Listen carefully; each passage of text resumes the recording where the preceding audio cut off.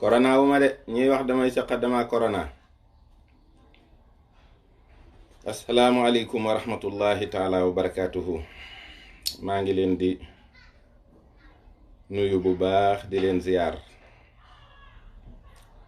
di leen bëggee bu wér a wér nag.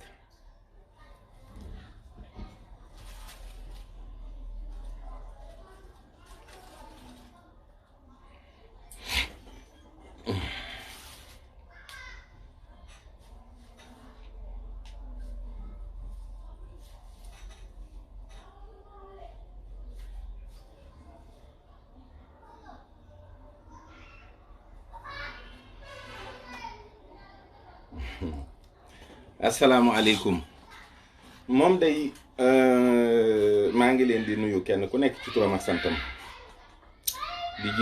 di jiital ci sama kàddu yi ay nuyoo yoo xam ne maa ngi ko jëme ci sunu sang bu tedd di a Cheikh Mouhamadou Mountakha Mbacké di nuyu Serigne Cheikh moom Serigne Saliou mu njabootu Serigne Saliou yépp di leen ziyaar di leen balu àq nag te di leen bal àq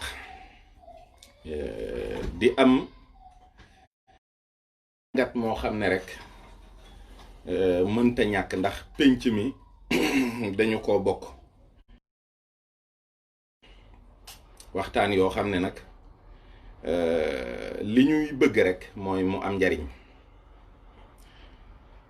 am na lu ñu junj ci suba mu jëm ci kilifa goo xam ne ci wàllu politique mbooloo mu bari aju na ci moom ni mu amee nag ci parti politique yépp lañu am ay wëllëre am ci ay xarit am ci ay soppe loolu nag mooy li ñu jàpp su ko defee nag day am loo xam ne dañ koy seetlu ci pénc mi mu dem ba mel ni lu bëgg a ub sunu bopp te ñu war ci am taxawaay te mu jafe ndax dafa am ñoo xam ne dañuy wax ni Ousmane Sonko ci moom lañu gis seen bopp ci wàllu politique mooy seen leader.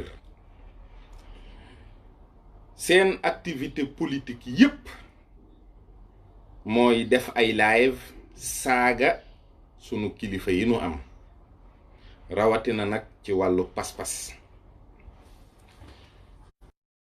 muy loo xam ne bi ñu ko tàmbalee seetlu ak léegi yàgg na lool am na ay at yu bari ñu ngi nekk ci Facebook bi di am taxawaay boo xam ne gisuma lan lay apporter ci pénc mi ndax ay saaga la rekk ci gàttal ak wax ju ñaaw ak lijjanti ak lëj mbët loo xam ni lépp lañ ca jublu mooy yàq pas-pas yi ak naqaral taalibe yi nga xam ne dañoo bootu ci ay tariqa nu di leen seetlu nag ba Ousmane Sonko nekk phénomène boo xam ne ci fan yu néew rekk mbooloo mu bari ittewoo na ko ànd ak moom ñu am ci ay nit yu jege lool ba mu ëpp yoo xam ne sunu boo daggee sunu yaram ñoom ñu nàcc buñ leen daggee ñoom ñu nàcc ñu xam ne loolu seen choix politique la am nañu sañ-sañu ànd ci waxuñu kenn ne ko Ousmane Sonko mooy diine yi wala moo koy cautionné waxuñu ko kenn dañu ne mbooleem ñi nga xam ne dañuy saaga ak di wax yu ñaaw jëme ko ci këru diine yi ñépp nag ñaari côté lañu benn bi mooy ñi nga xam ne il ne se réclame d'aucune école musulmane ñooñu dañoo réew rekk ñii xam naa yàmbaa ji moo yëg ci seen bopp ñii dorog bi ak ñii yenn yu bon yi su ko defee ñoom seen live am ndey indil ndey jàppal baay jàppal nijaay dong mooy seen wax ak wax yu bon ak yoo xam ne dañ koy jëme ci loo xam ne buñ ko xooloon ci seeni wayjur rekk duñ ko def. ñi ci des ay wahhabite lañu ak ay salafiste yoo xam ne maa ngi leen njëkk a remarqué ci bi ma defee live boo xam ne dama ko def sur l'histoire du wahhabisme de la naissance de l'Arabie saoudite. ma xool saa bu nit defee commentaire saaga ma wala mu wax ju ñaaw jëme ko ci kilifa, ma dem xool profil bi. su ma ko xoolee dinaa gis soit photo couverture bi Ousmane Sonko lay biir, dina def photo Ousmane Sonko ne mooy leader politique am. ba commentaire yi yépp jeex may gis xeeti nit yooyu ci ay débat ak i groupe Facebook ak i groupe WhatsApp yoo xam ne seen taxawaay moom maara deytaali. waaye ba noppi nag ils se réclament tous autant qu'ils sont de Pastef. loolu nag nekk lu doy waar. bi ma ko seetloo te man ma am fa ay nit am fay wëllëre ak i xarit, mën nañ leen a liman, vous pouvez vous permettre de citer ces gens dans le live parce que man duma tudd seeni tur, jomb naa ko. ñooñu nga xam ne man am naa leen ñu jege Ousmane Sonko, ma duma ci tudd turu kenn nit ndax ñépp kilifa lañu. ku ma ci jokkool ma ni ko waxal Ousmane ni ko moom day li nuy rus ci moom dafa bari, ndax xam nañu ne mbooloo ku ko boot rek danga am koo xam ne moom dana la indil ci jalu gàcce ba sa wàll. kon wax dëgg yàlla li nu sopp mooy mu def benn sortie médiatique boo xam ne même bu ko jagleelul loolu, mu am loo xam ne da ko ci ber, mooy wax ni man parti politique laa créé boo xam ne je défends des valeurs, je veux un Sénégal meilleur, lii ak lii ak lii moo tax ma jóg ne damay politique, damay xeex ngir àq ak yelleefi doomi réew mi ak lu jëmale réew mi kanam. su ko defee nag képp koo xam ne ànduloog man ci valeurs yii, wala yow saaga mooy sa argument wala wax ju bon rawatina nga jëme ko ci kilifa diine yi ak seen pas-pas, maa ngi lay xamal ni la ànduma ak yow, même soo jàppee ne man yow laa àndal. mu leer ba pare membre Pastef yi nga xam ne ils sont tout le temps dans les réseaux sociaux di combattre ñooñu nag ci ay commentaires ak seen virulence bi ak seen perspicacité bi nga xam ne wan nañu ma ko tey jii.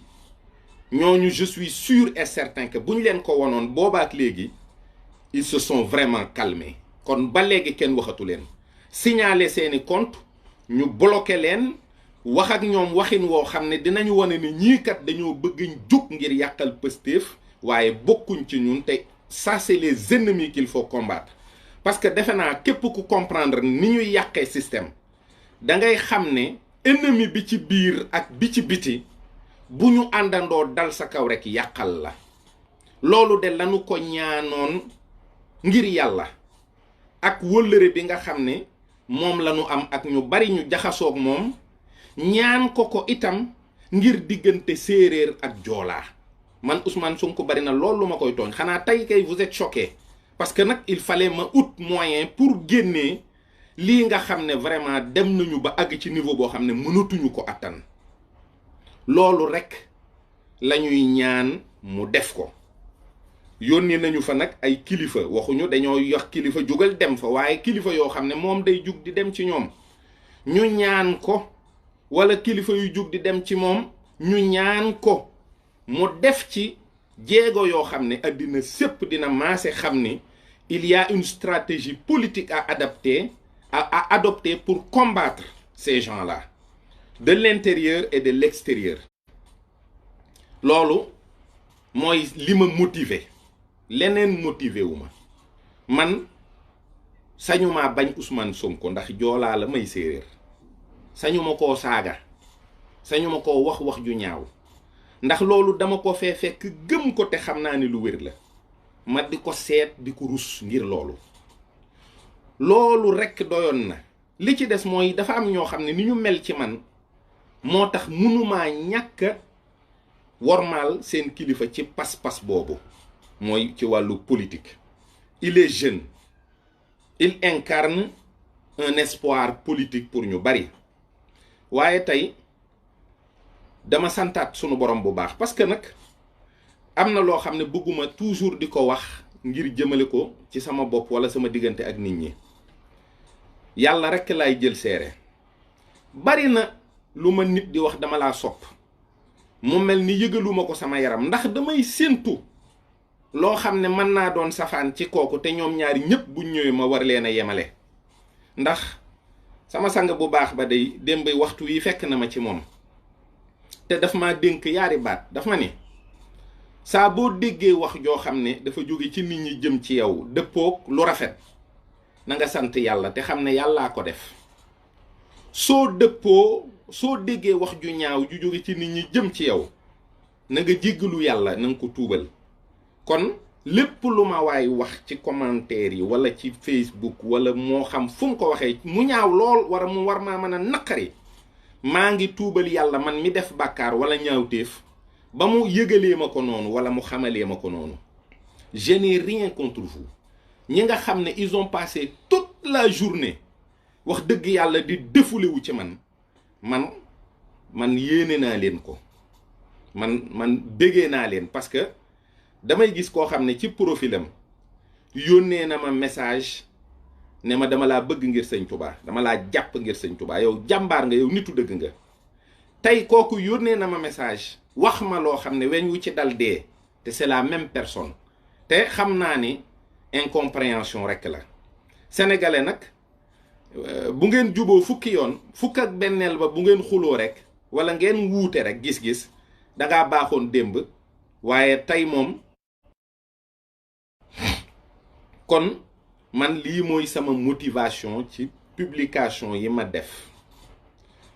Ousmane Sonko c'est un leader politique.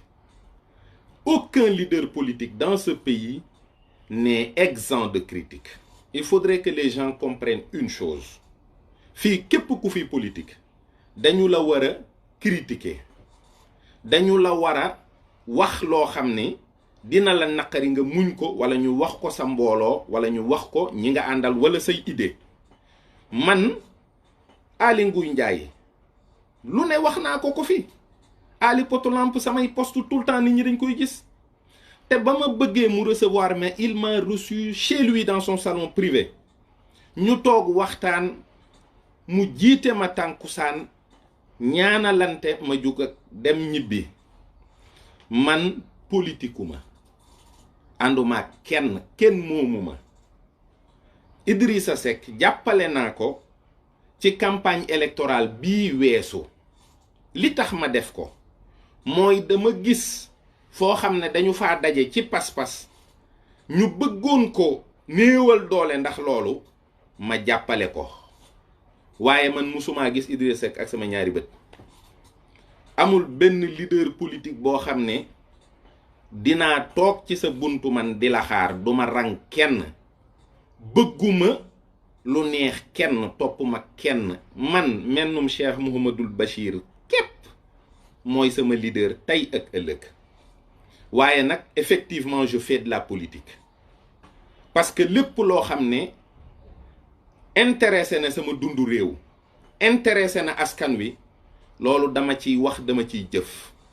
mais je vous mets au défi de me sortir foo xam ne am naa fa carte membre parti politique wala am naa fa adhésion man awma sax carte membre daayira bokkuma fenn fudul ci Cheikh Mouhamadoul Bachir. waaye nag réew mii ñu ne képp koo xam ne jàpp nga ne da nga fee ne di politique wala ngay kilifa goo xam ne li ngay def dafa intéressé askan wi te kenn du la wax dara booye boo nga waaj ba jekk te xam ne faww di nga dégg dara. ñi ci des nga xam ne nag dañuy boo tuddee seen leader ñu mel ni ay gaynde ci sa kaw te ils n'ont apporté aucun argument politique. man tey déglu j'ai passé toute la journée à lire vos commentaires kenn indiwul argument. tu m'as déçu. yow danga maa bett. yow politicien nga. yow grand ndeke nangam nga. yow wóoroo. yow doo murit. yow doo nit. ak wax ju ñaaw kepp. wax dëgg yàlla loolu du argument politique. Ma personne n'a aucun intérêt. ñi lay jéem a baab sax naan la waaw sa image bi nga am ak c'est que yow daa am foo ne ci xolu nit ñi ak yooyu. xolu nit ñi la sëñ Tuubaa waxoon rek ngërëmul nit ñi jarta wut ndax du jariñ dara te kenn mënu koo am te boo ko amoon it ju la jariñ dara li ma ta wut mooy ngërëmul yàlla. man lépp loo xam ne maa ngi ciy dugg wala ma ciy yëngu wala ma ci am ay taxawaay yoo xam ne war naa ko cee taxawu jëmmi sëñ Tuubaa dong mooy tax waaye du doon leneen. Je m'en fous carrément de ce que les gens pensent ci wàllu ay crédibilité ak notoriété ak yow daa am foo ne ak yooyu ak yow non déedéet. man boobaak léegi li ñenn ñi di wax naan waaw il a pris la grosse tête ay kii boo ko jayee mu jayaxu yooyu déedéet man maa ngi fii toog fa ma ne woon kenn jëlewuma fa. tey laa gën a jàpp sama bopp sëgëru nit. tey laa gën a jàpp ne man ëpp taalube dong laa boo xam ne lu dul ngërëm du ma jariñ. tey laa gën a gëm sëñ Tuubaa. tey laa gën a jàpp ne sama njariñul àddina ak alaaxira ci loxo Cheikh Mamadou Bachir la ne. ndax ngërëm li may wut ci yàlla ci moom laa koy wut. leneen intéressé wu ma leneen ñoruma. keneen intéressé wu ma keneen ñoruma. waaye réew mii nu bokk fee ne incha allahu rabbi képp koo xam ne mbooloo bootu na ci yow ànd ak yow am ci ñoo xam ne ñépp li leen soxal mooy xeex kilifa diine yi ak xeex diine kooku faw dañuy daje. kooku faw dañuy wax ak yow te dinañu la critiquer dinañu la teg baat dinañu wax ak yow kenn mënul am jooju maqaama.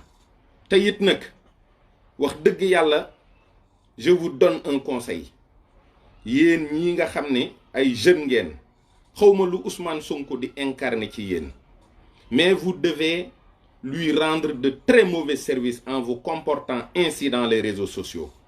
Vous êtes trop virulent, trop violent verbalement. Vous n'inspirez pas aux gens confiance. kon am na loo xam ne seen liggéey la war a doon da ngeen a war a góorgóorlu yéen ba bu fekkee bëgg ngeen ay bàjjan yu am doole ay kilifa boot leen ngeen góorgóorlu nag te yaru te ami teggin nag te rafetal ko. loolu am na solo lool ndax nun lekkuñu ceebu Sonko joxuñu ñankatang ak tiir lekkuñu bëgg a jëm sunu yoon nekkut ci moom. àndunoog dara loo xam ne jàpp nañ ne fii moom moo ñu fi jàpp wala fii la ñu féete. waxuma nag en terme d'idéologie waxuma en terme de politique internationale de diplomatie waxuma en terme d'économie qu'est-ce qu'il nous propose àgguma fa foofu ak moom ndax je ne suis pas dans ce terrain-là bien que je réfléchis à tout ça j'écoute ses discours waaye duma ci dugg ci ay commentaires ak i débat. am na nag ñoo xam ne ay nitam lañu ñu baax ñu yaru ñu ami teggin ñooñuy tax a am kersa ci àgg yenn nit ñi fenn fi. tey rek am na ci koo xam ne dafa def live di wax ndax position bi ma jël te ma ko envoyé message ne ko yow sama nijaay nga ndax sama yaay seen la sant kon li ngay wax dinaa la delloo teggin wax ak yow ci ay kàddu yu rafet ngir nga xam ne rek man awma yéene ju ñaaw ëmbuma pas-pas bu bon. parce que dëkk bi nag il faut ngeen xam ne li ñu luyee dafa bari il faut ñu xam ne dañoo war a seet kenn ku ne looy jàppee sa morom. man Ousmane Sonko bu ma amul dara lu may respecté ci moom it ma xam ne joolaa la may séeréer su may wax ak moom yoonu kenn nekku ci waaye nag du tax ma jàll ko baat du tax ma wax ko lu bon du tax ma def dara loo xam ne day nuire entreprise am ndax sañu ma loolu. lii rek la ñu bëgg lii rek la ñuy waxtaane di ci joxe sunu xalaat ñun ak loo xam ne itam sañ nañu ko bu wér ndax ci lañu mës a ne. loolu nag duñ ci jóg mukk kenn mënuñ cee xoqatal waaye daal góorgóorlu leen. vous n'êtes pas mes ennemis et je ne suis pas votre cible. seeni ennemi mooy ñi nekk ci seen biir te bu ñu waxee mu ñaaw buñ jëfee mu ñaaw ñooñu duñ leen andil kenn ku leen di taxa dolliku wala kuy tax kenn gëm ne yéen réew mi buñ leen ko joxee dina wéy ci stabilité ak ci jàmm te foofu sax àggaguñu fa. waaye daal yaru yar seen mbooloo yar seeni ak seeni tontu yar seeni jëf te xam ne réew mii kenn mënu koo jéem a diriger en contournant les tariqa. képp ku bëgg a dégg këri diine yi ngir jiite réew mi di nga xam ne boo déggee këri diine jànj bi te ab jànj la ñuy dégg te du tee ji tool bi mooy këru diine yi. noonu de sëñ Tuubaa rek la ñu am yoonu murit rek la ñu am te fu mu soxlaa ñu war a taxaw jug défendre ko dinañu ko def.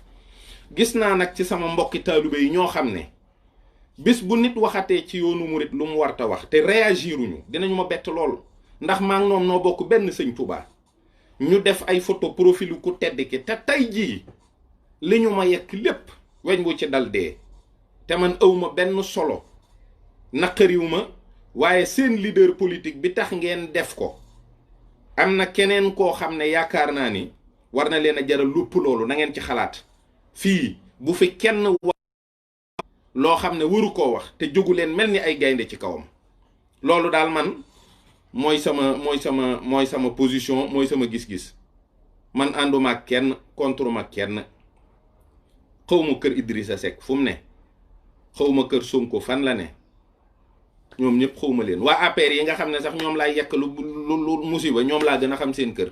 je peux aller chez Aly Ngouille Ndiaye sans demander son adresse. ak d'autres leaders politiques yoo xam ne ñu ngi APR te man saa bu ma xëyee yanu brique dóor APR te wax dëgg yàlla maa ngi séq ak ñoom ay rapport yu rafet. accepter l'adversité dans la décence. soyez des gentlemen. waxtaan leen ak nit ñi waxtaan wu rafet waaye argument violence saaga wax ju ñaaw loolu doxalul am réew nag loolu politikul. yéen da ngeen vous êtes pas des en fait vous n'attirez pas, vous êtes des épouvantails. toolu Ousmane Sonko bi yéen da ngeen fa taxawee noo xam ne picc mu ñëw ngeen dàq ko te loolu la ñuy ñun li ñu ci intéressé mooy li nga xam ne mooy li ñu am nun muy sëriñ bi. loolu rek ku ko wagar ku ko teg fi nga ko war a teg ku ko joxub cër rek loolu ñu ànd ak yow loolu daal mooy sunu taxawaay. waaye li ci des ñun toppatoowuñ ko ku xees ku ñuul ku jàdd koñ ku gens ku tux yàmbaa loolu yëpp ça à chacun ses casseroles loolu toppatoowuñ ko waaw. waaye daal nan nu dimbali nun bu fekkee daal ay bokki taalibe ngi ci biir te mouvement bi jaral na leen nan wagar sëriñ bi nag te xam ne ñi ci seen biir di saaga sëriñ bi ñoo ëpp fuuf ñu góorgóorlu ci loolu sañ nañ koo waxante diggante mbokki taalibe. yéen ñi ci biir ñi may wax xam ngeen leen bu baax. je ne vais pas me rabaisser au niveau de citer leur nom mais vous les connaissez. ils font des lives tous les jours te lu bon lu ne ñu ngi koy wax yoonu murit ak sëriñ bi. waaye tey jii moom gis naa gaynde yoo xam ne seen taxawaay bett na ma. gis naa gaynde yoo xam ne deke mën nañu wax ju ñaaw mën nañoo tontu mën nañoo saaga waaye jégal naa leen lépp ci barkeb Serigne Saliou. maa ngi ñaan Serigne Saliou njabootam gu tedd gi yàgg fi te tawfeex am ci réew mi barkeb Serigne Saliou Mbacké. jërëjëf, je vous remercie tous.